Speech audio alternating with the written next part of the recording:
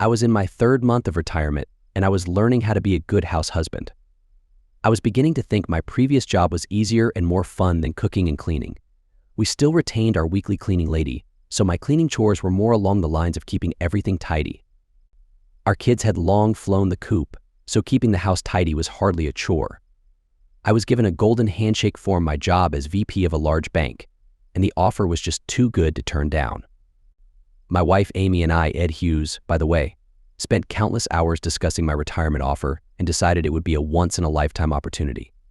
I was given $250,000 in cash with a matching amount going into my 401k. Then I received 50% of my monthly salary for life. I was able to keep all my other benefits, including insurance. We both thought this was very generous. So at age 58, I found myself without a job for the first time since I was a teenager, although I had several things that I wanted to explore. Writing was one of those, as I had long aspired to write, but never found an opportunity. Also, I wanted to learn to work with wood, something I found fascinating, but again, no experience. Amy, my wife of 30 years, was simply the love of my life. She was 6 years my junior at 52, had changed little since the first time we met back in college when she was a junior while I was in graduate school. I fell in love at first sight and courted her tirelessly for 6 months before she agreed to a date. The rest is history, as we began to date exclusively and were married after she graduated. Our 2 children were born during the 2nd and 3rd year of our marriage, and then I got the snip as we agreed 2 were enough. Amy was a fantastic mother and stayed at home until both started school, then got a job in the HR department of a large regional hospital. She is a very caring and unselfish person, and that persona comes across naturally when she meets new people. Our 2 children are now both settled in professional jobs and have families. Neither live nearby, but both are within a 4-hour drive. Amy has worked at the hospital for 20 years and last year was promoted to Chief of Human Resources, a position that carries a lot of responsibility with high expectations. Like I've mentioned, my name is Ed, I'm 58 and a little overweight. I stand 5'10" and consider myself pretty much out of shape. One of my retirement goals, in addition to what I have already stated, is to lose weight and get back in condition. So I find myself in the 3rd month of my retirement enjoying daily the benefits of going to the gym, having lost 15 lbs, and 2 inches around the waist and feeling quite proud of myself. My muscle tone has actually improved, and the softness in several areas has now been replaced with muscle. My gym has a boxing ring, and I hired one of the older trainers to teach me the finer skills of boxing. Boxing is intense, but after a while I began to accept being beaten and actually started to land a few blows myself. I didn't tell Amy I was going to the gym, and she never noticed I was eating less and had cut back on alcohol as well. I just put it down to her new workload and stress of the job. She seemed preoccupied, and finally I asked why. During dinner I asked, "You seem totally distracted lately, like you are in a different zone and unaware of anything going on around you. What's wrong?" Amy thought for a second and finally replied, "Nothing is wrong. I am just overwhelmed by work. Would you like to share anything?" "No, I just need to work it through myself, but thanks for asking." So that is where we left it. Amy has to travel every quarter for an HR meeting. She works at a regional hospital, and there are over 40 scattered across the South and the larger cities. The HR chiefs all gather to meet, discuss strategies, staffing, work through problems, and set financial goals. The meeting goes from Thursday afternoon through Saturday with return on Sunday. The usually venue is the Marriott Hotel in whatever city that is chosen. This would be the 4th time for Amy. I know she looks forward to going, and because of her position I encourage her. Networking with other HR chiefs is very beneficial, and understanding what works for one often works for all. We usually eat dinner at 6:30, even though Amy officially finishes work at 5. She is rarely able to come home by then, so with that in mind, I schedule dinner for the later time. If she is unable to get home in time for dinner, I usually get a text. She texted the Wednesday before her Thursday departure saying she was going to be late as she needed to buy a few things for her trip. I said, "No problem, I will put a plate in the microwave." She got home around 8 with several bags of clothes. Amy always dresses professionally and maintains a very fashionable wardrobe, so I wondered why she needed so many new things for her conference. I was working on my computer that night while she packed. Later we had great fun and drifted off to sleep holding each other. I would miss her for the next few days, but I knew that when she returned on Sunday we would have an amazing time. We both made breakfast the next morning, and afterwards, as she got in her car, I had a tear in my eye. I could count on one hand the number of times Amy and I had been apart during our marriage, and 4 of those times had been to attend the conferences. Amy and I texted and called each other frequently while she was gone, and then before I knew it, she was back. She seemed extra excited upon her return, and we had even better fun than normal Sunday afternoon. She stayed in bed afterwards and napped while I got dinner ready. We shared a nice bottle of wine during dinner, and then she went back to bed using the exhaustion excuse again. I cleaned up and spent some time on the computer before joining her in bed. The next morning was a bit of a rush with Amy getting ready for work and making time for breakfast and coffee. Just before she left, she asked if I would do her laundry, something she always did herself on Sunday afternoon after returning home. Yesterday, she just collapsed from exhaustion. I picked up her laundry from the bedroom floor and as well as the bathroom. I always turn the pants inside out before putting them in the washing machine, and imagine my surprise to pull a pair of cloth out of one of the legs. Why had she bought and worn a pair of these types of clothes? Surely not for me, because I wasn't even there. Was my wife having an affair? I became emotional and had to sit down. There had to be an explanation. This was so unlike my wife, but she has been different this past year. What would I do? Confront Amy. I decided to snoop a little and see if there was anything else. I looked through her closet but found nothing unusual. Then I looked in her chest of drawers and again came empty. Her suitcase was sitting just inside her closet, so I pulled it out but found it was locked. Why lock it after you unpack? Fortunately for me, it was a Samsonite and all the keys are the same for the same type of suitcase. We had bought matching suitcases 2 years ago, so I found my key and unlocked Amy's suitcase. I was speechless by what I found inside. There was a pair of Jimmy Choo shoes with 4-inch heels. I have known my wife forever, and she has never worn anything higher than 3 inches, and never would she pay $500 for a pair of heels that she only wore once in a while. What in the world was going on during the conferences? I put everything back and relocked her suitcase. What was I going to do? I loved Amy more than anything or anybody in the world. She was my rock. We shared and did everything together. I could not live without my wife. That night, during dinner, I told Amy that I had found something very odd in the laundry. This piqued her interest and she asked what. I said, "I will show you." I got up and collected the cloth and returned to the table, placing the cloth in the center. I found this rolled up in the leg of your dress pants. I have asked you for years to wear such clothes and you have always refused. Is there something you want to tell me? She thought for a second and finally replied, "I bought them for you." Okay, if they are for me, why have you already worn them? She rarely got angry, but I could see her face getting red, and I realized she was about to lose it. You have never been jealous or questioned anything I have ever done. I replied, "You have never given me a reason to be jealous or question you." Amy was by now almost shouting, "Why are you questioning what I do now?" I have never been unfaithful, no, not once. Just explain the clothes, then we will drop it. Well, you have been after me for years to buy some, so I have. I wore a pair to see how they feel. Okay, did you buy anything else you want to share? No. With that short exchange, we dropped it. I realized my investigation needed to be stepped up a notch because I realized that Amy had not come clean and totally didn't mention the other items in her suitcase. I went and worked on my computer, and finally Amy went upstairs. I checked the kitchen looking for her purse and cell phone, but she must have taken them with her. Her laptop was still laying on the table, so I took it into my computer room and locked the door. I checked her home email, and there was nothing unusual. Then I checked her work email and again found nothing. I looked into the history and found a Yahoo account that was often used but without a username and password. I would be locked out. I had to check her cell phone. The next morning, I woke up to the sounds of the shower running but had no idea how long she had been in the shower.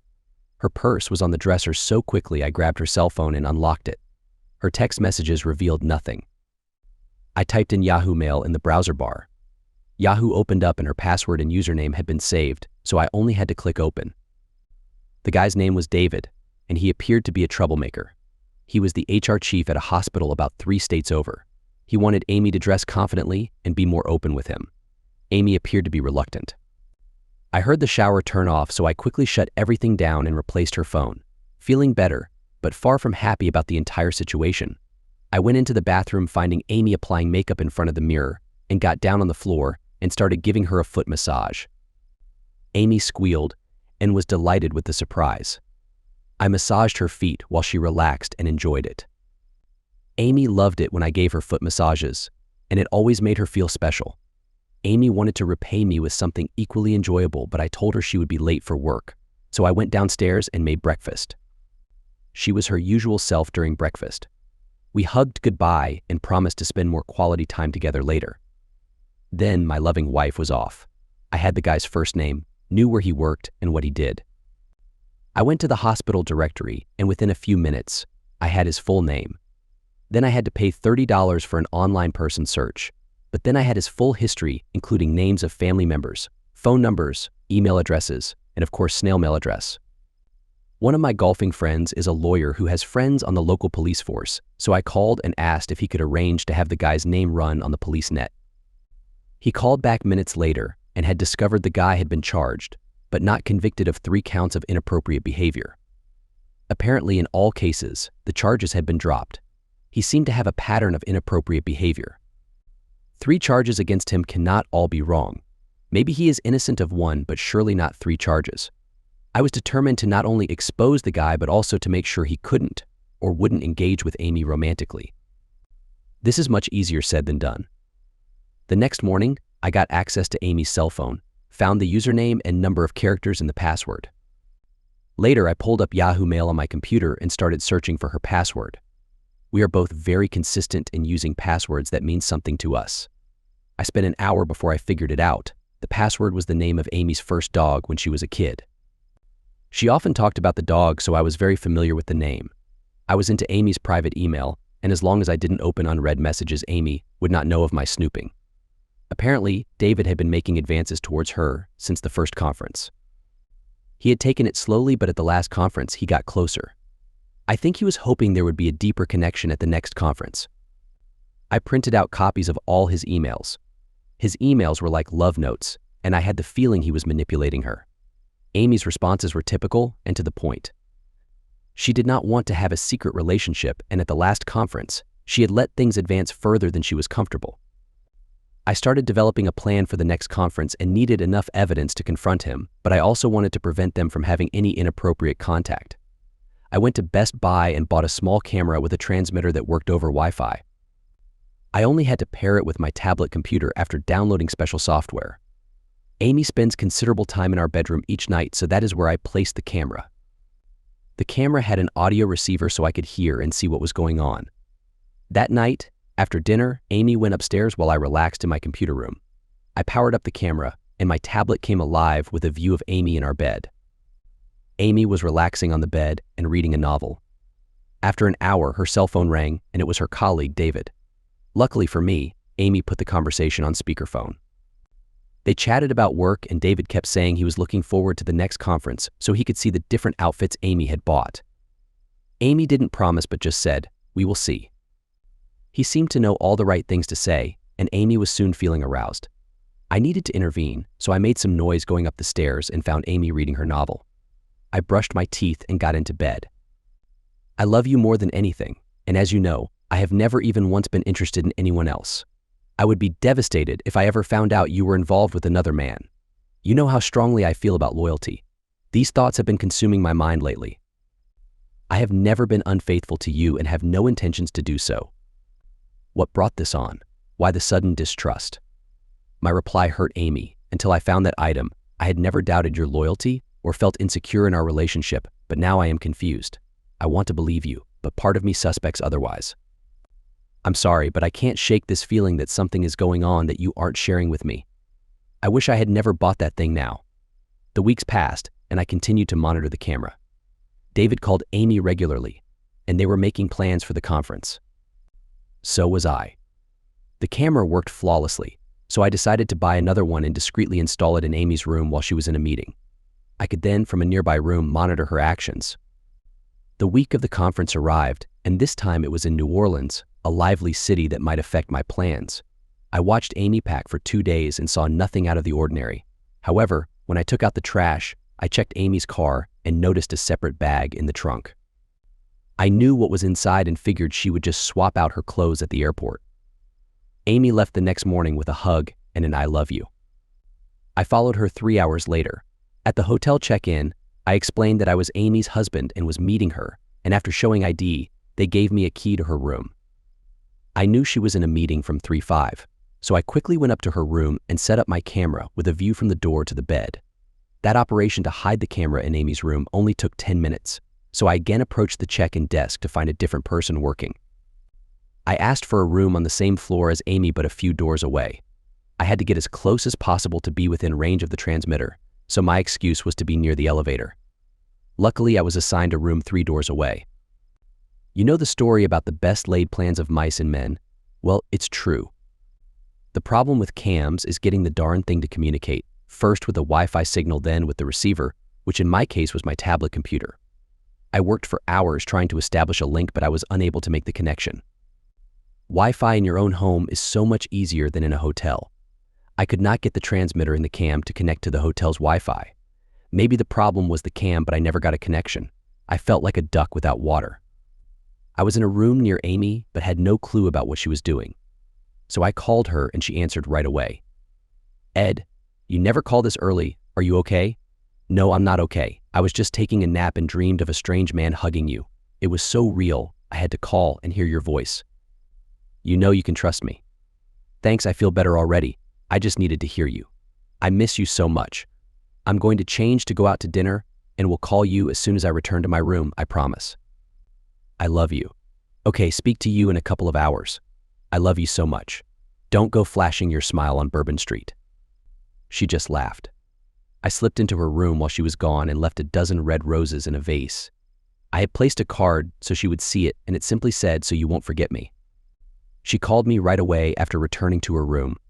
I answered immediately and asked her about dinner. She said it was good and had enjoyed the company of a couple of other female HR chiefs.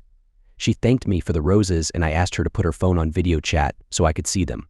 We finally said goodnight. How was I going to endure through 2 more days of this? I knew the jerk was with her at every opportunity. Had he already hugged her? Friday afternoon, when the conference ended, I was hiding in the bar when they went up to her room. I gave them 45 minutes and could not wait a second longer before opening the door and entering her room. Finally, tired of the show, I grunted and Amy immediately became aware of my presence, so she pushed David from her and tried to sort out her clothes. I flat out told him to get out of the room before I confront him. He wasn't threatened by me, but feeling humiliated, he left. "Darling wife, would you like to tell me what exactly is going on?" "Oh, Ed, I am so sorry I got into this mess. I've been so confused I am not sure what to do. I love you, but I crave the attention I get from David. What is his name, and how long has this been going on?" David Becker and I started talking to him when I attended the first conference, and our conversations have just continued at every conference since. "Okay, except you no longer just talk to you. I did not intend to allow it to go that far." Amy turned around on the bed and started crying. Then she asked if I would stay the weekend with her. She didn't trust herself to be alone with him. She laid there until she drifted off to sleep, and I watched her for an hour before waking her. Her eyes were red and swollen. I was extremely angry and hurt, but I told her, "Let's dress up and go out to dinner, then dancing. Let's have a good time and try to put this mess behind us. If you want me to stay with you, then I will. That jerk won't get near you again." She had nothing but fancy clothes to wear, obviously all newly purchased. Then she put on a figure-hugging black dress with heels. I told her that I knew she had only brought fancy clothes, and I was hurt because she was wearing clothing for David that she wouldn't wear for me. She apologized and said, "I will wear whatever you ask in the future." I wondered what the future would hold. Dinner was good. In fact, I ate too much and felt like a slug afterwards. We went back to the hotel bar. The dance floor was crowded and Amy wanted to dance. Because of my exercise program, I was in much better shape and was able to dance without getting tired, and we really had a good time. I excused myself to go to the bathroom, and when I returned, Amy was not at our table. I found her on the dance floor in the arms of David. I was having none of this, so I interrupted them and advised him to keep his hands off my wife. Not just now, but also in the future, and added that he was lucky I didn't confront him this afternoon.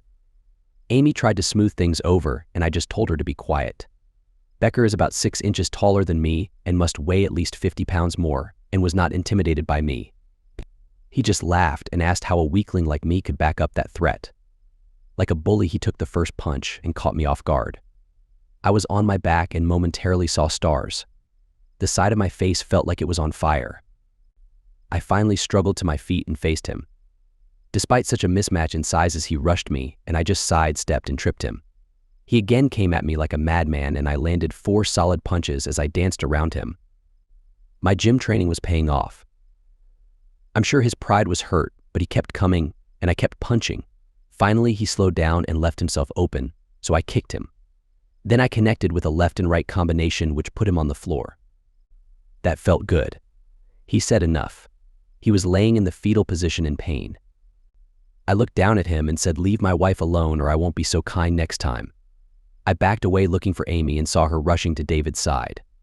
That proved her loyalty and who she wanted to be with, so I paid the bill and left. The barman saw everything and said he would smooth it with the police as the other guy threw the first punch. I left saying I didn't want to press charges, however. Maybe in hindsight I should have. I didn't see Amy again that night as I spent the night in my old room. I don't know if she spent the night in her room or not. The next morning, after removing the cam, I checked out and flew home. The next day, Amy was due to arrive back from New Orleans. I was in the kitchen drinking coffee with my suitcases packed when she arrived. "Ed, why did you leave Friday night?" "Amy, why should I stay? I didn't see us having much of a marriage left. You decided who you wanted to be with, and it wasn't me. I'm sorry, but you hurt David, and I was concerned for his injuries. Have you forgotten who threw the first punch? Look at my eye. Does it look normal to you? My eye was totally black and still swollen. I could just barely see. I know you spent Friday night with that jerk and most likely all day Saturday and that night too. You must be well emotionally torn by now." "Ed, no, I didn't know that. You have lied and deceived me for the past several months. I cannot tell you how much you have hurt me. I was on to your little game almost from the beginning. I'm so ashamed, I beg your forgiveness." "So Amy, did you have romantic encounters with David after I left?" "No. He pressured me terribly, but I didn't." I asked, "How can you prove it?" "I can't, you will just have to take my word for it." "So, you are saying I can believe what you say and trust you. Why should I?" "I'm telling the truth." Amy's story: a little over a year ago, I was promoted to chief of HR. It was a very important job that I was proud of. Everyone, including my husband Ed, noticed a change in me. Part of my job was attending quarterly meetings with other HR chiefs. At the first conference, I met David, another HR chief from a different state. David always sought me out and never missed a chance to flirt. During the first 2 conferences, we spent late nights talking and flirting. After returning from the conference, I was too tired to do my laundry and asked Ed to do it for me. To my embarrassment, he found a stylish cloth in my dirty dress pants. Ed had been asking me to wear one for years, and now he found it in my laundry after a business trip. I acted like I bought it for him to cover up the truth. He accused me of having an affair, to which I half-truthfully denied. While I hadn't engaged in intercourse, I was still deceiving Ed through what I considered a platonic affair with David. I felt that Ed knew more than he let on, but I continued to deny everything. I noticed Ed watching me closely as the next conference approached. I had to pack my stylish clothes separately and hide them in the car because he kept checking my suitcase. When we arrived at the conference, we had a meeting immediately. After the meeting ended, David and I went to my room. My cell phone rang, and it was Ed, wanting to hear my voice. His call distracted David enough for me to make him leave, but I agreed to meet David for dinner. Dinner was nice, but once again, we ended up in my room. I knew it was risky since David wanted to be with me. Ed had sent roses, reminding me of my vows, so I pushed David away again. We had a nice dinner and went dancing at the hotel. We danced to slow songs and had a great time until Ed went to the bathroom and David appeared. He forced me to dance with him in an attempt to make Ed jealous. Ed interrupted us and told David to stay away from me. David insulted Ed and tried to bully him, but Ed fought back. I couldn't believe my overweight, out-of-shape husband was standing up to a bigger man. It was completely out of character for him. David ended up on the floor after a few punches from Ed. Seeing him hurt, I went to David's side to check on him. Ed thought I was taking David's side and stormed out of the hotel. I never expected Ed to fight back like that. It shocked me to see him stand up to someone despite his appearance. He had never shown aggression before. I stayed with David to make sure he was all right.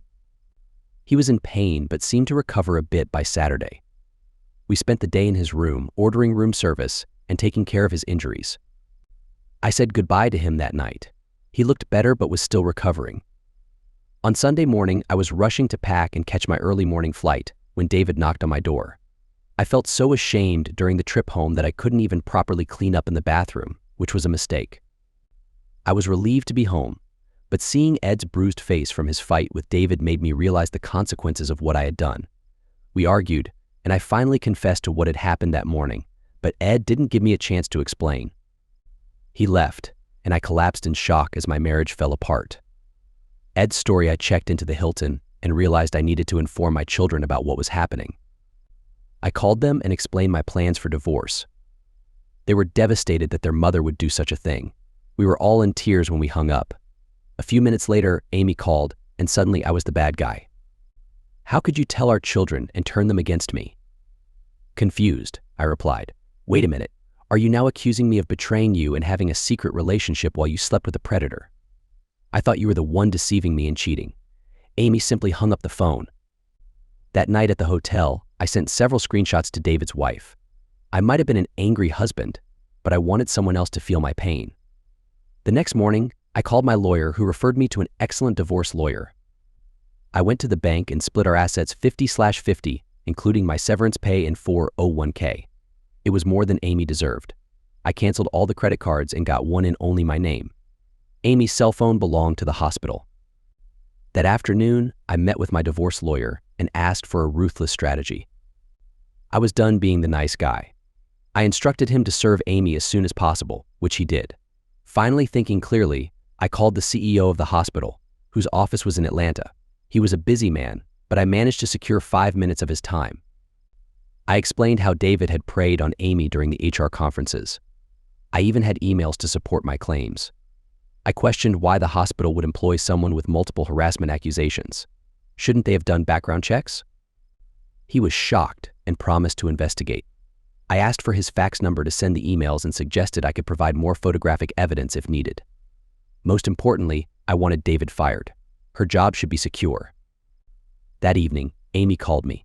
She had settled down. Ed, why did you send those photos?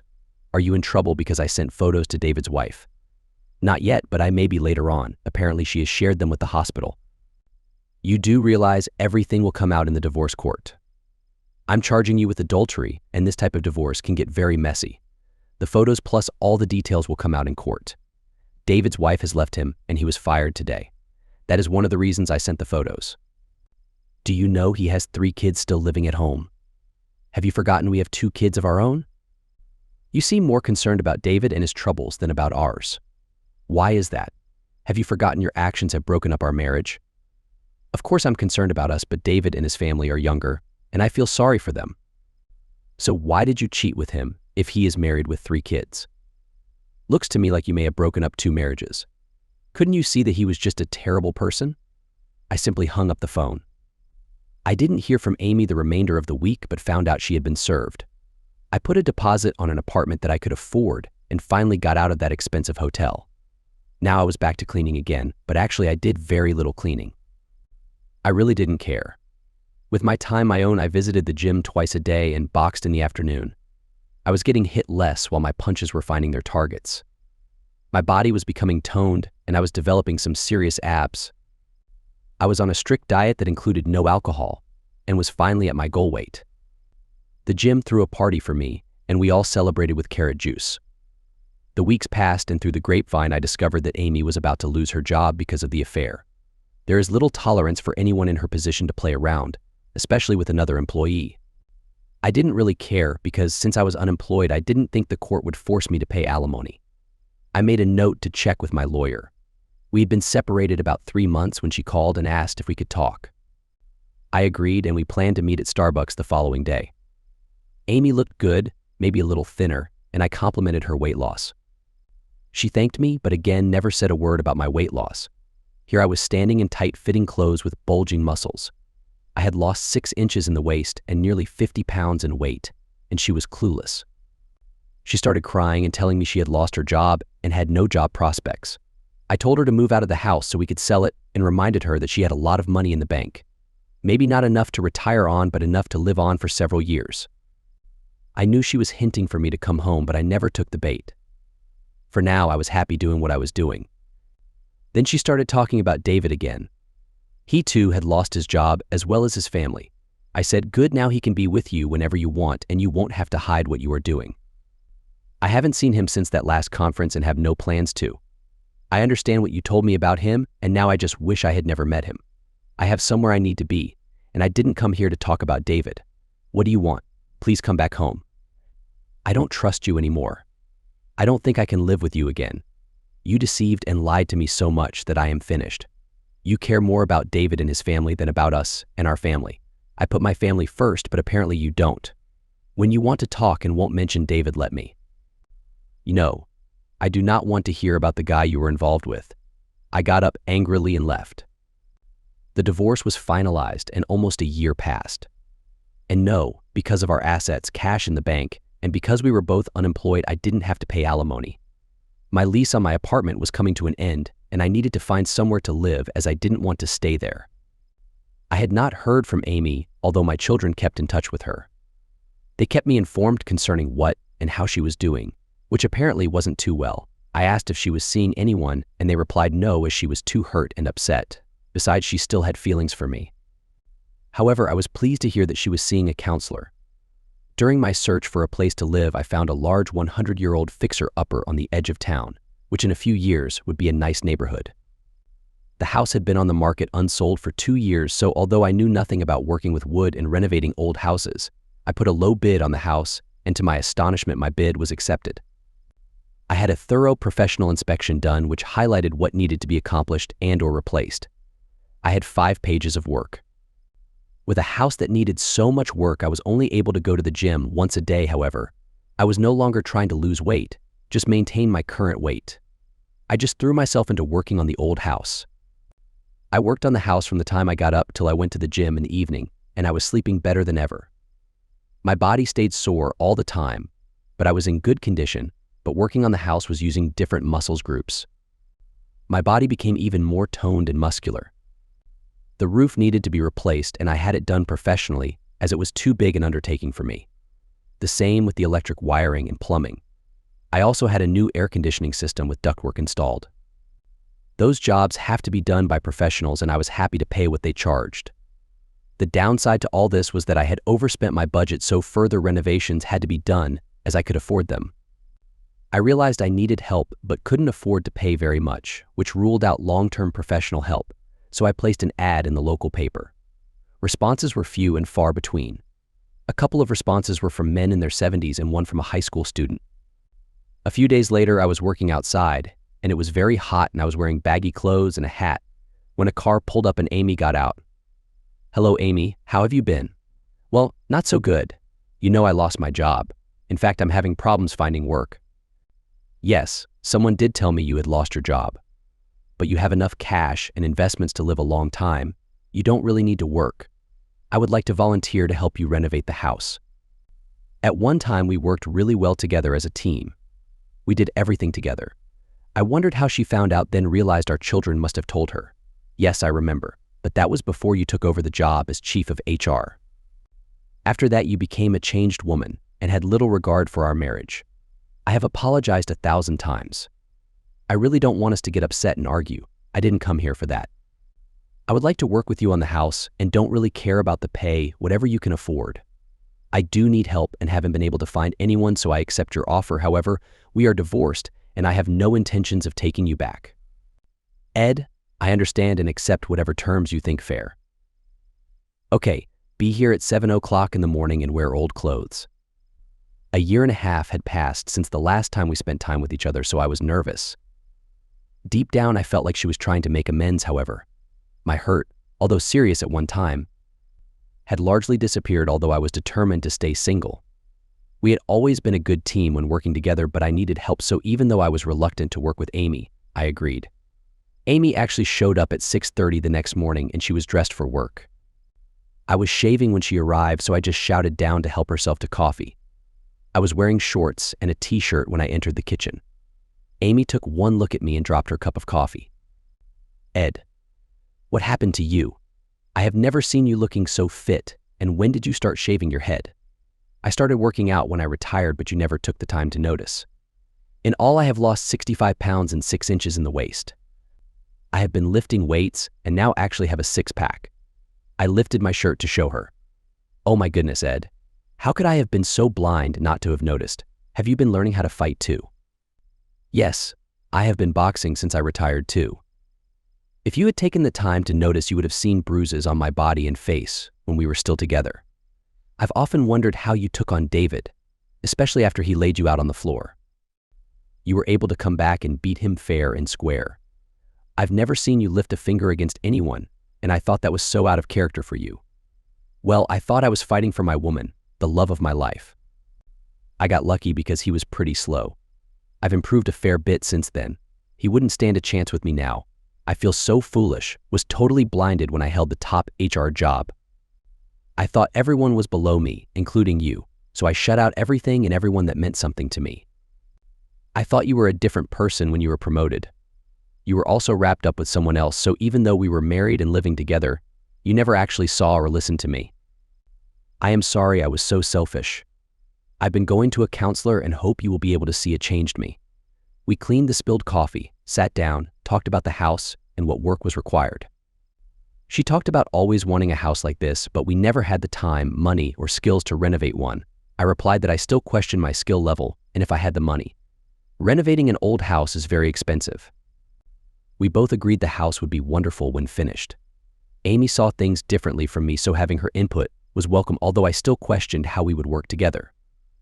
Just so you know up front, as far as I am concerned, this is just a job and I will make no promises when the work is finished. We are divorced and I aim to stay that way. I had told Amy this yesterday, but I needed to reinforce my intentions. I understand. I just want something to keep me busy. I can get by without pay, but I want to feel useful.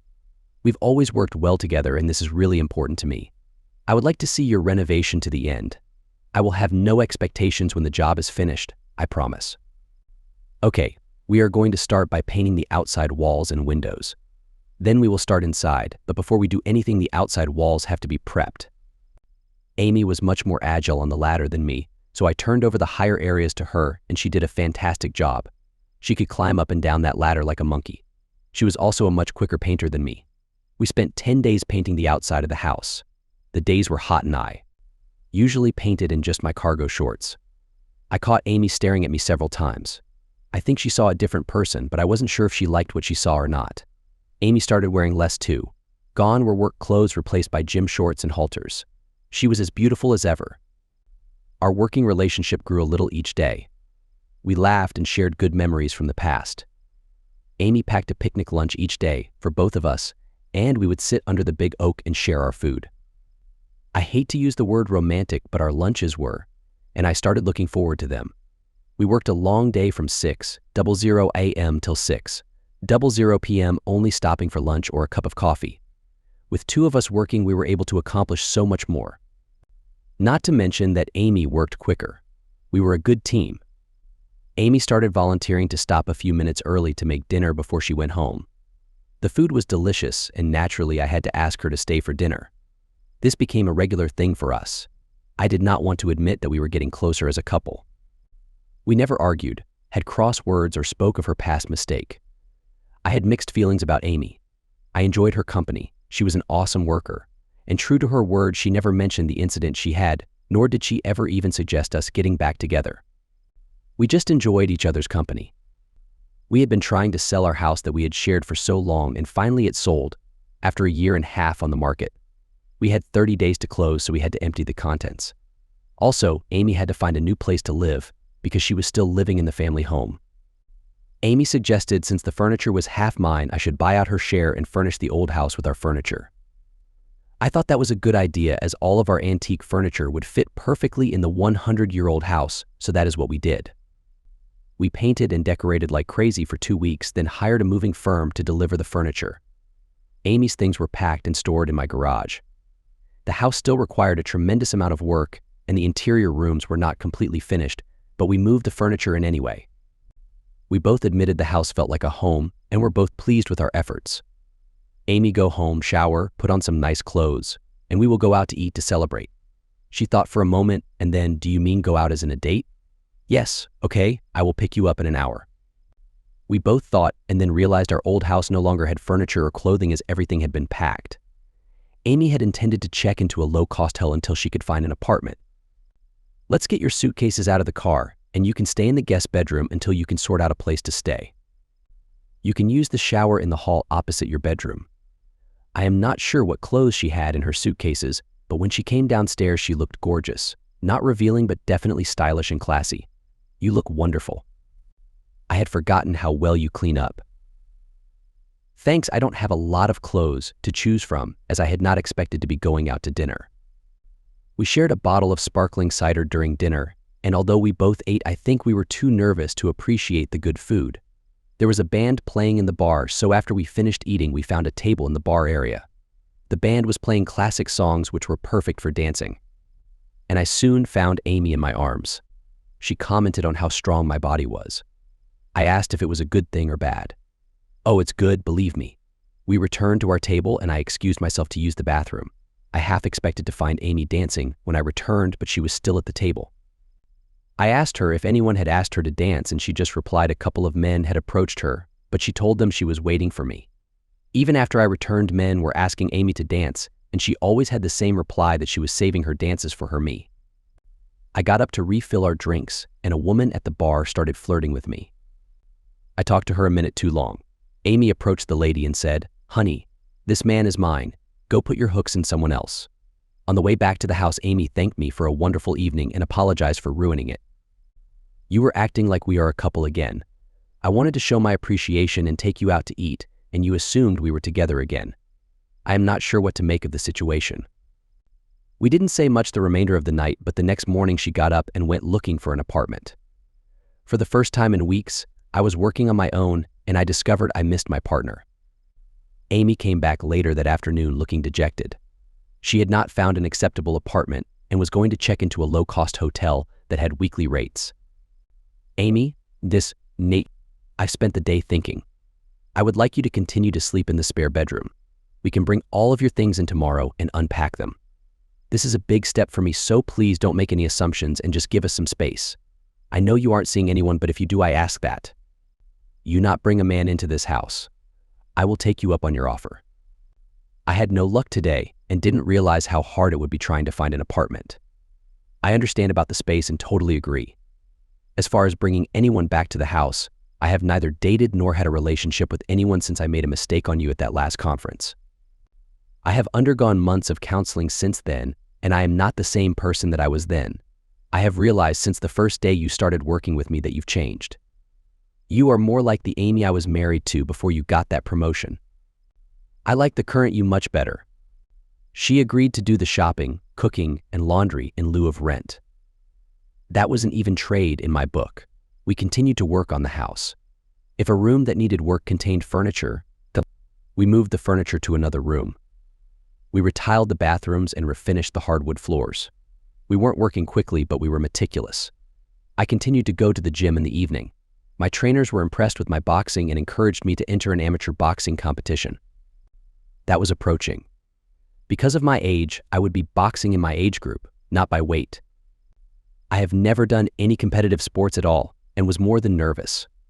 The match was scheduled during the day, so Amy and I took the day off. Amy was more nervous than me and wouldn't stop fidgeting. My trainer became my manager and assisted in my corner.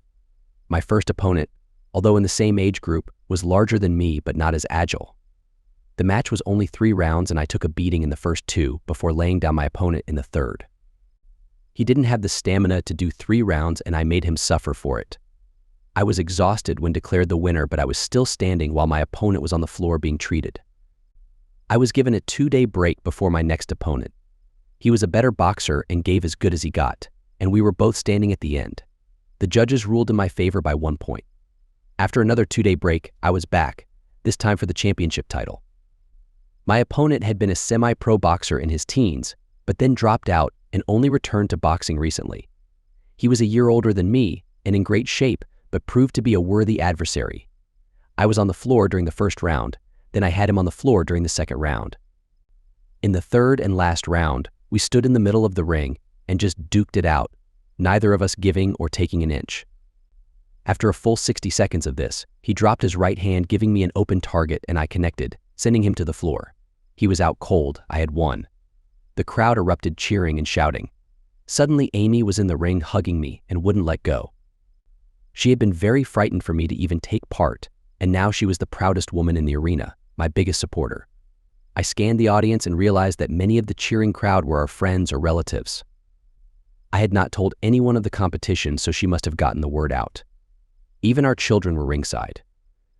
My match was the last in the competition, so the awards followed. I was crowned champion for my age group and received a large trophy. Amy immediately congratulated me with a big hug. She had, without my knowledge, arranged a party afterward at one of the larger restaurants. This was the first time since our split that we were both together in the company of our children and their families.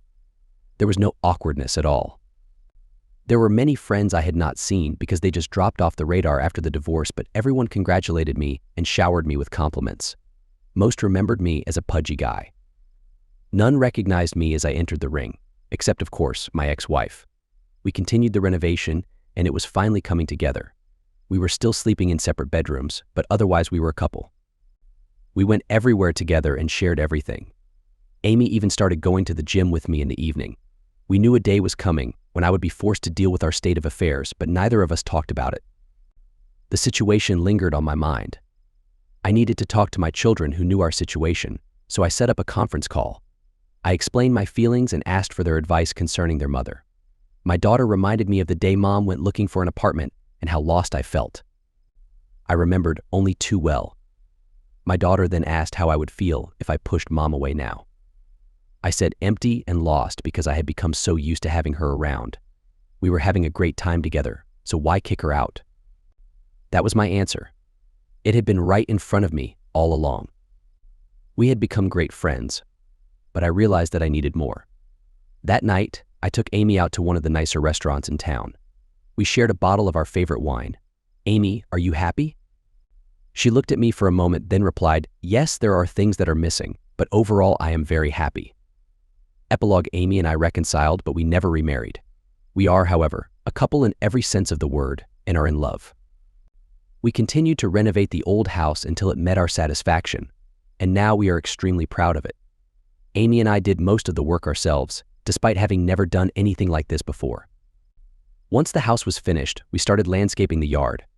I still go to the gym and still participate in my boxing hobby, although I don't plan on entering any more competitions. Neither of us plans to work again, but we live comfortably on my pension and our investments. We aren't wealthy or even well off, but we do okay. You don't need a lot of money if you are deeply in love. I'm still working on that book, although it may never get finished.